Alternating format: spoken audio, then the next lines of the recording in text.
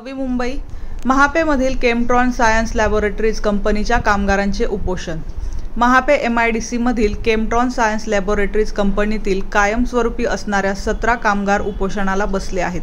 2024 पासून कोणतीही वेतनवाढ झाली नाही, ओव्हरटाईम, मेडिकल पॉलिसी इत्यादी मागण्या कंपनी मान्य करत नसून आम्हाला नाहक त्रास दिला जात असल्याचे कामगारांनी सांगितले।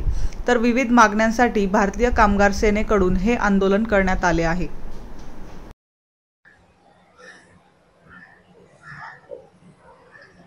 सब काय सांगाल, तुम्ही उपोषणाला बसलेल्या त्या ठिकाणी काही कामगारांना खोटे आरोप देखील केले असं तुमचं म्हणणं आहे, काय विषय कशाबद्दल उपोषणाला बसलाय? हो, विनाकारण खोटे आरोप करतात हे लोक की खोपोलीला ट्रान्सपोर्ट करतात। मापाची मुलांना सांगतात की खोपोलीला तुम्ही ट्रान्सपोर्ट व्हा।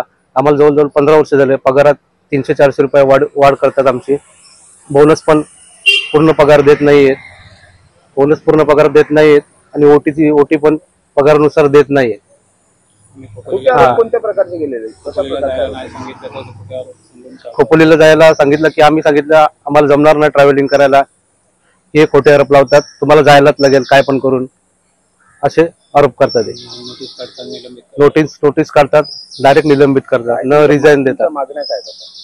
आमच्या मागण्या हेच आहेत की आमचा पगार वाढवून द्या, चांगला इन्क्रीमेंट करा आमचा, आम्हाला पूर्ण बोनस द्या, आणि जी काय मेडिकल पॉलिसी आहे ती आम्हाला द्या।